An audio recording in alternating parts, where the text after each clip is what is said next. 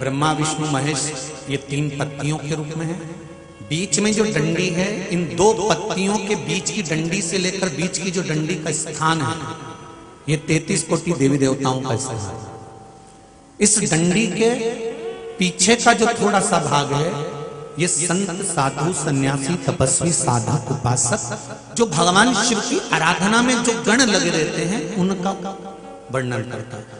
पीछे जो आखिरी में छोटा सा डूट रह जाता है, वो हमारे घर के जितनी कष्ट है, रोग है, बीमारी है, दुख है, तकलीफ है, इसका हरण करने के लिए होता है। इसलिए इसको तोड़कर रखने के बाद, शिव जी को समर्पित करने के बाद, वो डूट बाद में उठाकर फेंका जाता है, जिससे हमारे घर में कोई बड़ी बीमारी आ रही हो, कष्ट आ रहा हो, रोग आ रहा हो, तकलीफ आ रही हो, तो भोलेनाथ इसको आप हमारी पूजन को स्वीकार कर इसको बाहर फेंक दीजिएगा, इसको नष्ट कर दीजिएगा, इसको समाप्त कर दीजिएगा। उस डूट की महत्व, जैसे तुलसी की जड़ को घिसकर चंदन बनाया जाता है, जिसको कौन सा चंदन कहते हैं? जम के बोलो जरा, हरी चंदन। बेलपत्री की जड़ को घिसकर चंदन बनाया जाता है, जिसको हर हर चंदन कहते हैं।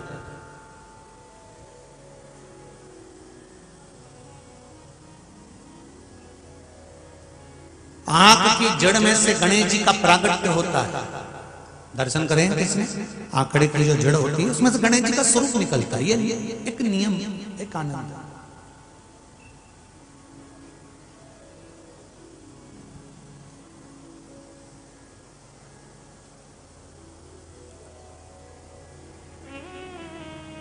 बेलपत्री के वृक्ष की बड़ी बड़ी डालियों को तोड़ने वाले का वंश बहुत दिन तक टिकता नहीं। बहुत ध्यान दीजिएगा जरा इस कथा का। आपको अगर बेलपत्री की वृक्ष पर गए और बेलपत्री आपको चाहिए, तो आप नियम है पत्तियां तोड़कर लाइए और उसकी डालियां मत तोड़ो। डालियां तोड़ेंगे तो वंश घटेगा।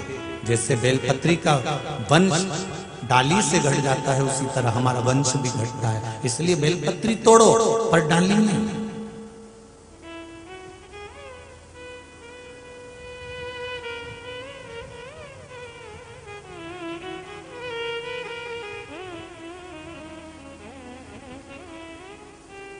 वहां डाली नहीं तोड़नी। शंकर भगवान पर चढ़ाया हुआ एक लोटा जल, और जल जो वापिस लेकर आए, उस जल का महत्व हमारे जीवन में बड़ा बड़ा।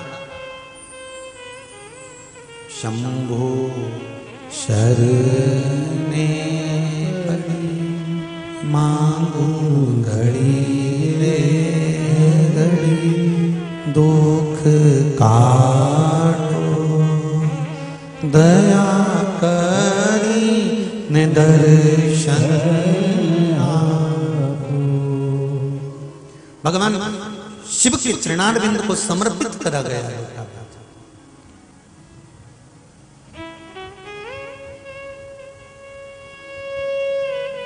पितरों की 3 बेटियां, मेना, धन्या और कला, पितृलोक में विराजमान।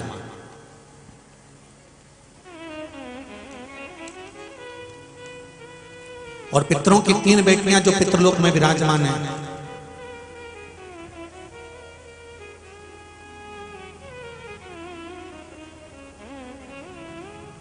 कोई आपसे पूछे सीहोर वाले महाराज जी ने जो नर्मदा जी के पूर्व जन्म की कथा कही है, वो कहां से बोली है, तो आप उसको बता देना।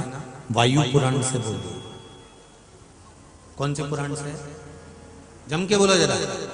वायु पुराण से चल रही है।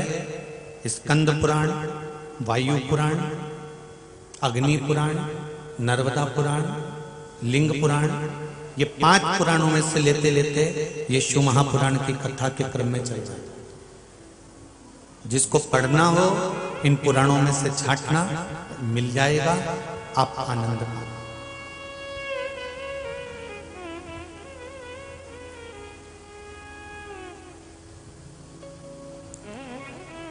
अभी जो संवाद चल रहा है ये शिव पुराण और वायु पुराण का चल रहा है। पितृलोक की 3 कन्या, मेना, धन्या और कला। सनकादि ऋषि तप में लीन है। मेना का निकलना हुआ, उसके लहंगे से सनत कुमार की जंघा में चोट लग गई। ये जो अपन वस्त्र पहनते हैं ये साधारण से बात, पर जो विवाह में जो वस्त्र पहने जाते हैं उसका लहंगा 5 किलो का, 10 किलो का, 15 किलो का, ये अब तो फिर भी कम हो गया। पहले के समय का जो लहंगा होता था उसमें रतन, चांदी और सोना जड़ा हुआ होता था। पहले जो ये सोनी जी कथा करा रहे हैं, और हम तो इतना कहेंगे कि पहले के जो सुनार लोग होते थे ना, वो तुम्हारे घर की जो पुरानी साड़ी होती थी ना, बहुत पुरानी साड़ी, तो सुनार उस साड़ी को भी खरीदते थे। ध्यान है किसी को? किस किस को स्मरण है? हाथ उठाओ जरा जिसको ध्यान होगा। पुरानी साड़ी जिसमें गोटा लगा होता था, जरी लगी होती थी, ध्यान है? तो सुनार उस साड़ी को खरीदते थे, उसमें से तार निकालते थे, तार निकाल कर उसको गलाते थे, गलाते में से उसमें से चांदी निकाला। मतलब पुराना जो लहंगा होता था, पुराने जो वस्त्र होते थे उसमें सोना चांदी जड़ा होता था। अब दुनिया के लोग कहते हैं कि हमारा भारत की भूमि कर्जे में डूबी रही है, ऐसा रहा वैसा रहा, पर शिव महापुराण की कथा कहती है इसको सोने की चिड़िया कहते थे, जहां की माताएं लहंगे में भी सोना पहन के चलती थी। जहां की माताएं लहंगे में भी, चोली में भी सोना और चांदी जड़कर चलती थी, ये वो सोने की चिड़िया थी मेरी भारत की भूमि। और आज भी कमी नहीं है। भारत माता की किसी भी एक क्षेत्र को थोड़ा सा खोदना चालू करो, सोना और चांदियों की अंबारियां तो मेरा महादेव लगा दे। क्या कमी है?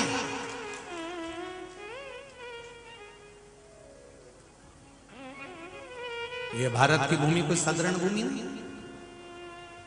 लहंगा पहनकर मेना निकली, जंघा पर चोट लग गई।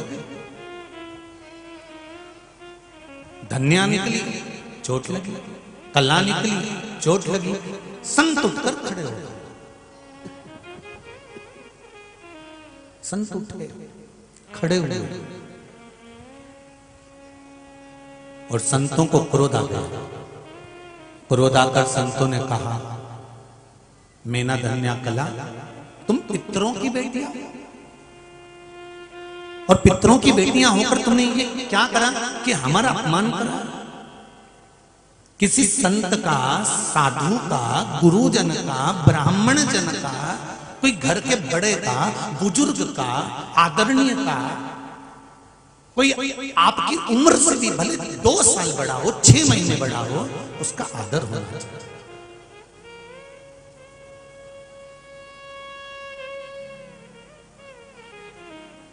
हम श्राप देते हैं तुमको, पितृलोक को छोड़कर मृत्यु लोक में जाना पड़ेगा तुम तीनों को। तीनों की आंखों में जल भरने लगा, रोने लगी, तड़पने लगी, विनती करने लगी, आप क्षमा करो। तब सनत कुमारों ने कहा, हम तुम्हें वर देते हैं कि तुम 3 की गोद में 3 देवियां खेलेंगी जो संसार का कल्याण करेंगी। मेना की गोद में पार्वती, धन्या की गोद में सीता, कला की गोद में राधा खेलेंगी। पर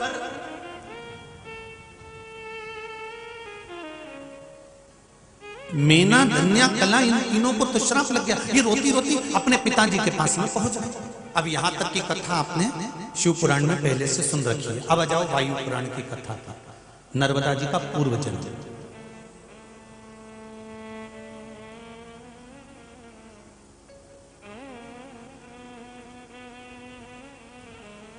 तीनों रोती रोती अपने पिताजी के पास पहुंचे।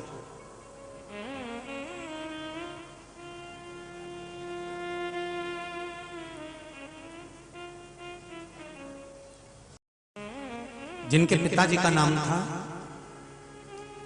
सोमप।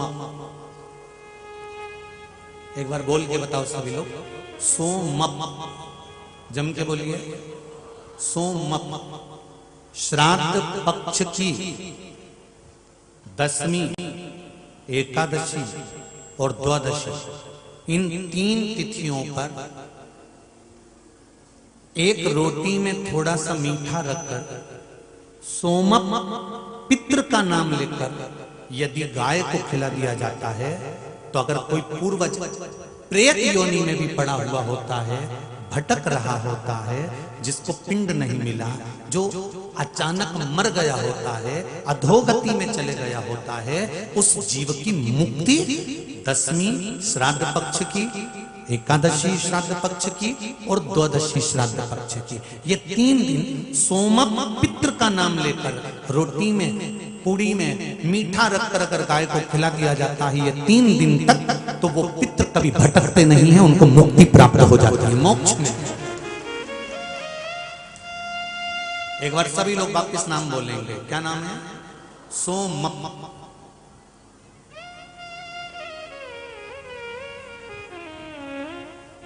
ये माता पार्वती जी के पिताजी, माता पार्वती जी के नाना जी, राधा जी के नाना जी पूर्व समय में, सीता जी के नाना जी पूर्व समय में, सोमप। एक बार फिर से बोलिए, सोमप। श्राद्ध पक्ष में इनका नाम याद रखना है, बहुत काम का है। जिसको रात्रि में स्वप्न दिखते हो, स्वप्न में सांप दिखते हो, सर्प नजर आते हो, अर्थियां दिखती हो, मरा हुआ व्यक्ति दिखता हो, अगर वो श्राद्ध पक्ष आने में देरी है, अभी भी 10वीं, 11 और 12 3 दिन रोटी के अंदर गुड़ रखकर अगर गाय को सोमप पितृ का नाम लेकर गाय को खिला देते हैं, दूसरे दिन से ही सर्प दिखना बंद हो जाते हैं, मुर्दे दिखना बंद हो जाते हैं, स्वप्न दिखना बंद हो जाते हैं। रात्रि को आप चैन से सो सकते। जिसको पूरी रात स्वप्न एक फिल्म की तरह चलते रहते हैं, एक खत्म हुआ, जैसे सोए रात को 10 बजे स्वप्न चालू हो गया, ये हो गया, वो हो गया, स्वप्न चलते चलते चलते चलते चलते चलते सवेरे की नींद खुल गई, तब तक स्वप्न चल रहा था। ऐसे व्यक्ति को भी सोमप पितृ का ध्यान करना चाहिए।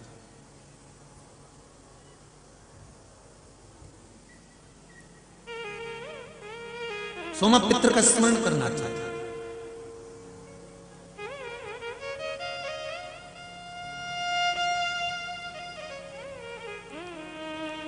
जिसका गर्भ 4 महीने चढ़ा, 2 महीने चढ़ा, 3 महीने चढ़ा, फिर गर्भ गिर गया, 1.5 महीने 2 महीने गर्भ चढ़ा, फिर गिर गए, तो सोमप पितृ का स्मरण कर कर घर का जो मटका होता है, परिंदा होता है, पानी का स्थान होता है, वहां पर एक घी का दिया लगा दिया जाता है। उस घी के दिए पर सोमप के नाम से दिया लगाकर उस पर प्लेट टेढ़ी रख दी जाती है, जिसपे कालोच जाता है। उस कालोच को, जो नारी का गर्भ ठहरा है और वो गर्भ अगर बार बार गिर रहा है, तो नारी को उस कालोच का उदर भाग पर एक तिलक लगा दिया जाता है सोमप पितृ के नाम से। उस नारी का दूसरी बार गर्भ नहीं गिर सकता, वो बच्चा पूर्ण पैदा किया, पूर्ण जन्म। सोमप पितृ। एक बार फिर से नाम बोलिए, सोमप। जम के बोलो जरा, सोमप। मीना धन्या कला रोती हुई अपने पिता के पास गई। पिताजी ने कहा, क्या हुआ बेटा, आपको मालूम नहीं पिताजी, हमको श्राप लग गया है।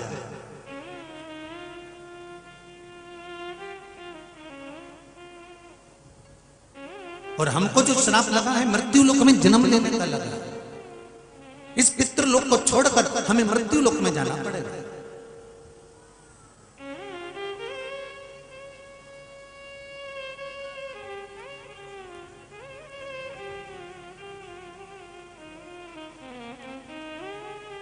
पिता ने तीनों बेटियों को गले से लगा लिया और तीनों को गले से लगाकर पिता ने कहा, तुम एक काम करो, मृत्यु लोक में तो तुम्हें जाना है, मना नहीं है, पर तुम शंकर की आराधना करो, तुम्हारे लिए वो श्रेष्ठ होगा।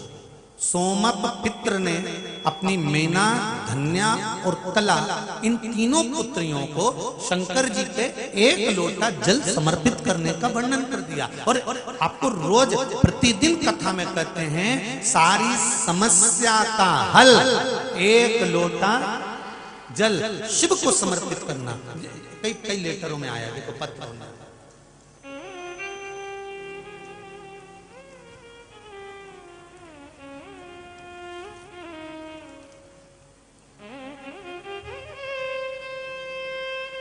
अन्नपूर्णा संतोष जी पटेल, सेंदरवाड़ा, नर्मदापुरम, कहीं बैठे हो तो हाथ उठाइएगा। आप ही का नाम है दोनों का, हाथ हिला दीजिए दोनों। गुरुजी, मैं आपकी कथा 3 साल से निरंतर सुन रही हूं। मेरी शादी को 23 साल हो गए थे, मेरे यहां संतान नहीं थी। मैंने डॉक्टरी इलाज करवाया, सब कुछ पूर्ण इलाज करवाए, पर संतान नहीं। गुरुदेव, मां नर्मदा की कृपा से एक बार शिव महापुराण की कथा टीवी पर सुनने को मिली, सुनी, उसका उपाय करा। शंकर जी को 1 लोटा जल चढ़ाना प्रारंभ करा, बेलपत्र वाला प्रयोग करा। बाबा की कृपा से मेरे घर में 23 साल के बाद में पुत्र की प्राप्ति हुई। ये शिव बालक आया है साथ में, बधाई हो आपको बहुत बहुत। जो 23 साल के बाद आपको प्राप्त हुआ, उसके लिए बाबा देवाधिदेव महादेव की कृपा बनी रहे। दोनों हाथ, एक हाथ में तब के लाला, एक ही हाथ उठा करके दो, हर हर महादेव। बालक का दर्शन कराइएगा आस्था चैनल वाले टीवी। 23 साल के बाद में लाला भैया और संतोष जी पटेल जी, अन्नपूर्णा जी पटेल, आप दोनों को बहुत बहुत बधाई। जो 23 साल के बाद मेरे देवाधिदेव महादेव ने आपकी गोदी भर दी, यही बाबा की कृपा है, यही शिव कृपा। शंकर की करुणा इसी को कहते हैं। बैठिए, हर हर महादेव। शिव की आराधना, सारी समस्या का हल बस प्रतिदिन घर से लेकर जाओ, शंकर जी को चढ़ाओ, शिव का स्मरण करो, भजन करो, कीर्तन करो। उससे अपने दिल की बात मेरे देवाधिदेव महादेव से कह, इससे बड़े बड़े कोई सुख नहीं। एक पत्र और है,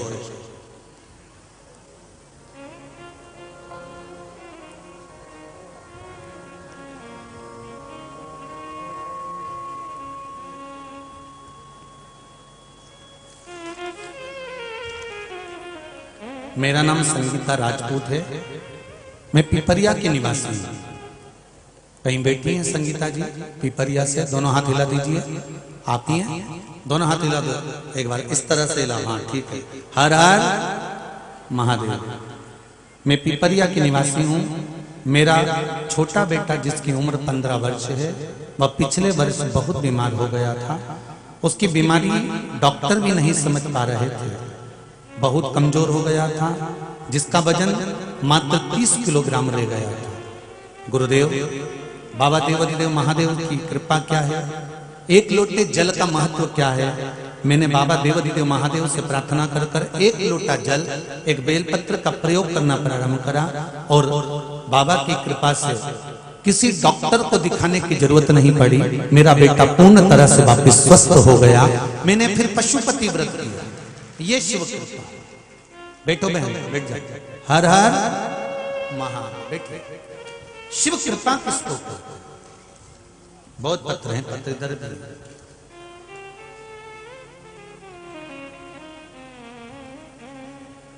अपराधना करो।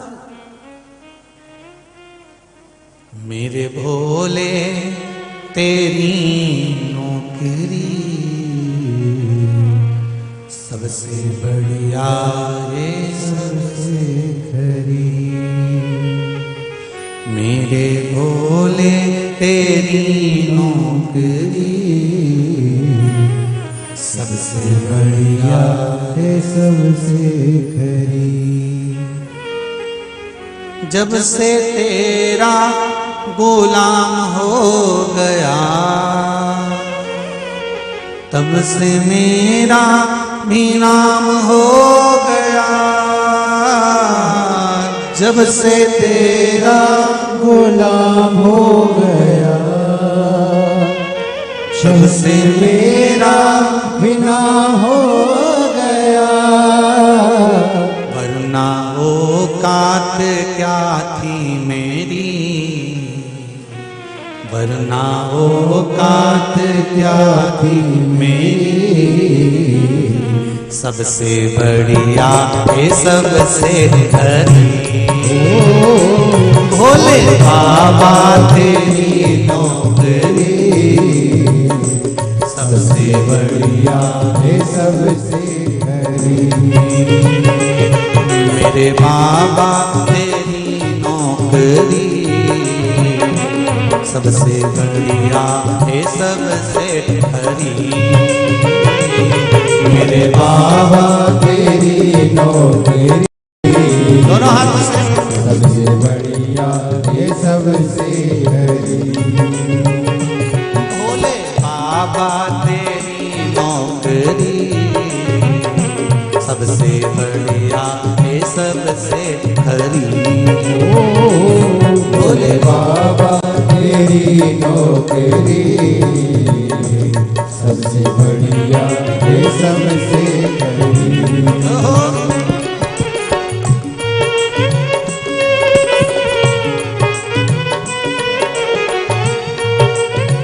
जय हो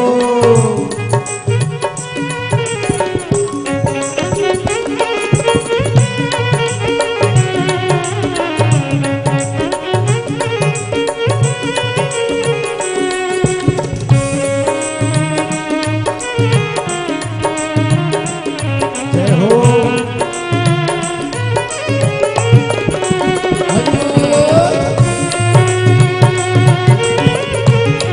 थाली सेवा देते हैं। हर भोले।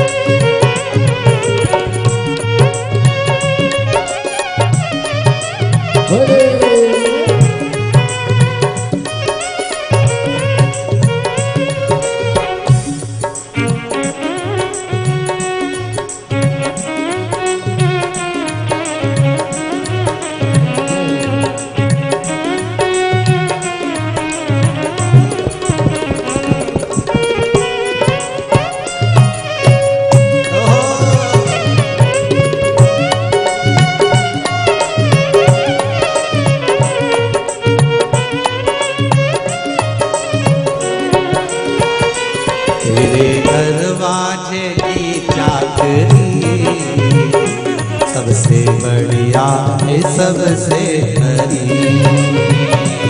तेरे दरवाजे की चाकरी, सबसे बढ़िया है सबसे हरी। भोले बाबा तेरी नौकरी।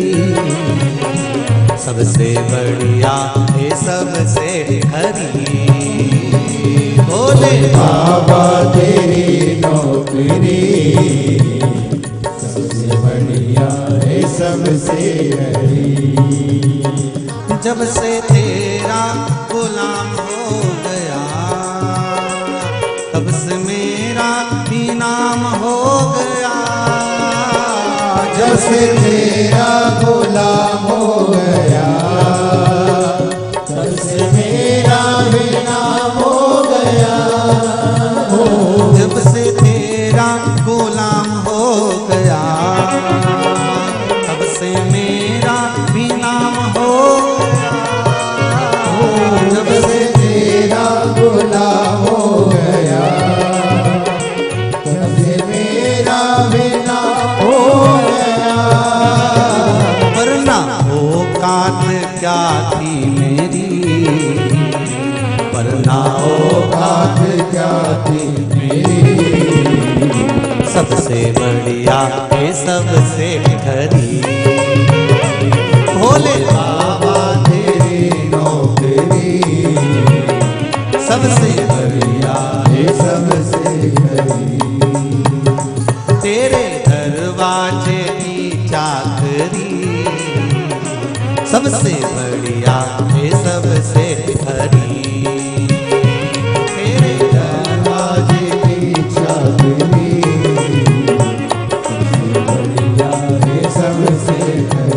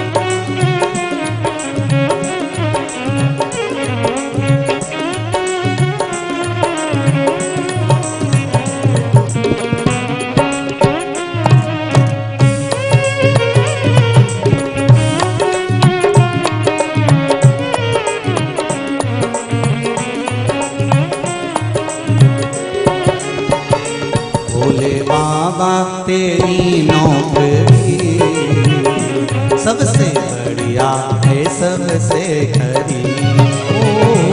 भोले बाबा तेरी नौकरी, सबसे बढ़िया है सबसे बड़ी। भोले बाबा तेरी नौकरी, सबसे बढ़िया है सबसे खरी। भोले बाबा तेरी नौकरी, सबसे बढ़िया है सबसे बड़ी। भोले बाबा तेरी नौकरी, सबसे बढ़िया है सबसे खरी। भोले बाबा तेरी नौकरी, सबसे बढ़िया है सबसे बड़ी। सबसे बढ़िया है सबसे खरी। सबसे बढ़िया है सबसे बड़ी। सबसे बढ़िया है सबसे खरी। सबसे बढ़िया है सबसे हर हर महादेव है। भगवान शिव के दरवाजे की चाकरी, उससे प्रार्थना, उससे निवेदन, उसकी आराधना खाली नहीं जा सकती महाराज। श्री शिवाय नमस्तुभ्यं। श्री शिवाय नमस्तुभ्यं। श्री शिवाय नमस्तुभ्यं। श्री शिवाय नमस्तुभ्यं। शंकर की करी गई आराधना कभी खाली नहीं जाए। मैना, धन्या, कला तीनों अपने पिता से पूछकर शिव की आराधना कर रही हैं, भगवान शंकर की भक्ति कर रही हैं। तभी पितरों के देवता आर्यमा का आगमन हो जाता है।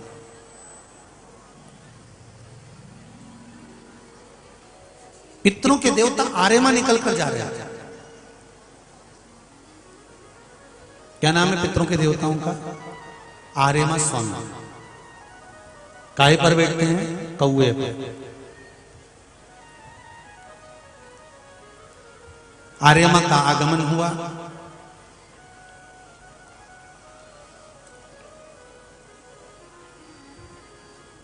सोमप नामक पित्र ने आर्यमा स्वामी को आते हुए देखा तो उठकर प्रणाम करा, क्योंकि ये पितरों के देवता हैं।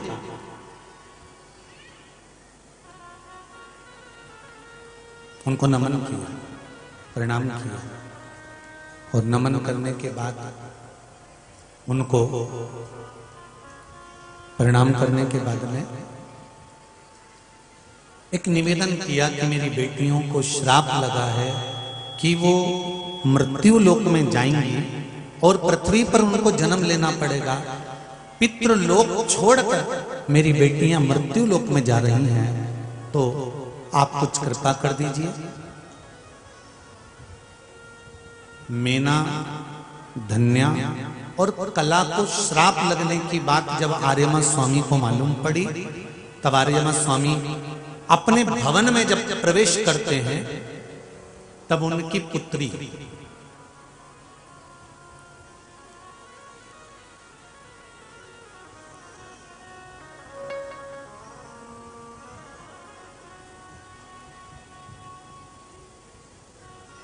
दौड़कर आकर पिताजी के गले में लगती है, और पुत्री ने पूछ लिया, पिताजी आप आज मौन हो, चुप बैठे हो, क्या बात है? आर्यमा स्वामी ने कहा कि पितरों की बेटियों को श्राप लगा है मृत्यु लोक में जन्म लेने का, मृत्यु लोक में जाने का, मृत्यु लोक में प्रकट होने का। वो तो मेरी सहेलियां हैं। आर्यमा स्वामी की पुत्री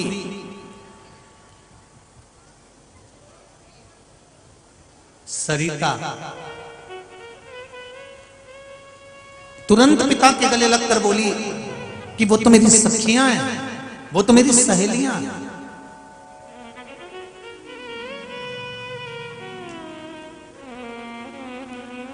और यदि मेरी सखियां अगर मृत्यु लोक में जा रही हैं, तो आर्यमा स्वामी से, पितरों के देवताओं से बेटी कहती है मैं भी मृत्यु लोक में जाना चाहता हूं, पृथ्वी पर जाना चाहता हूं। कुछ भी करो पिताजी, मेरी सखियां मेना, धन्या और कला अगर पृथ्वी पर जन्म लेंगी तो मुझे भी मृत्यु लोक में जाना पड़ेगा। और मेरी सखियों को अगर श्राप लगा है तो उनके श्राप को धोने के लिए मुझे पृथ्वी पर जाना पड़ेगा। आप कुछ भी करिए और मुझे पृथ्वी पर भेज दीजिए। आर्यमा स्वामी ने भी एक ही बात कही, जैसे मेना, धन्या, कला शंकर जी की आराधना कर रही, वैसे तुम भी शिव की आराधना में लग जाओ। अब मेना, धन्या, कला जैसे शिव की आराधना कर रही थी, तो सरिता भी शिव की आराधना में लग गई, शंकर की आराधना में लग गई। समय आया, कौन सा समय? जिस समय पर भगवान शंकर के नेत्र से अश्रु प्रकट हुआ और उस अश्रु से अंधकासुर प्रकट हुआ।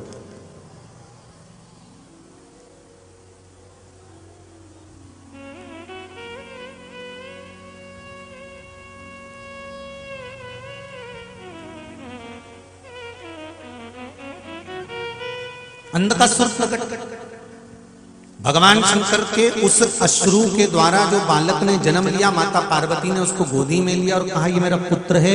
शंकर भगवान इसको समझा कर रह गए कि ये तुम्हारा पुत्र नहीं है, मेरे नेत्र बंद करने के बाद अगर जन्म लिया है तो उसको उठाकर समुद्र में फेंक दो। और मानी नहीं माता पार्वती, पुत्र की तरह स्नेह करती रही, लाड़ लड़ाती रही, उससे प्रीत बढ़ाती रही, उसको फेंका नहीं।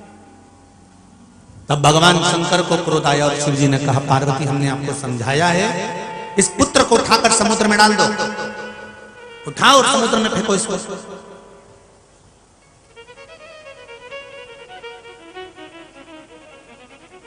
पार्वती जी ने पुत्र को उठाकर समुद्र में फेंक दिया।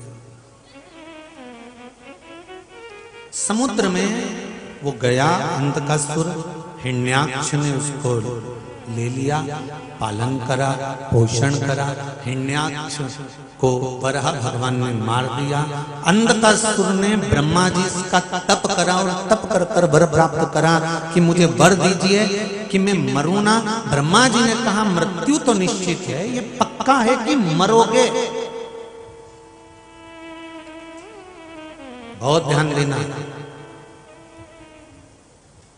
सब तुम्हारे साथ में रहेंगे, पर मृत्यु की जब घड़ी होगी, अंतिम समय होगा, तब डॉक्टर अपना काम कर रहा होगा, तुम्हारी आंखें ऊपर की ओर देख रही होगी और तुम उस परमात्मा का स्मरण कर रहे होगे।